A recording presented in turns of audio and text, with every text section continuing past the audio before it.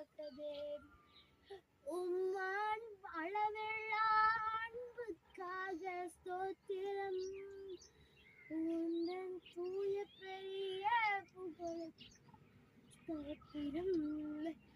என்னை உயர்த்தி வைத்த கரங்களை நான் துதித்திடுவேன்.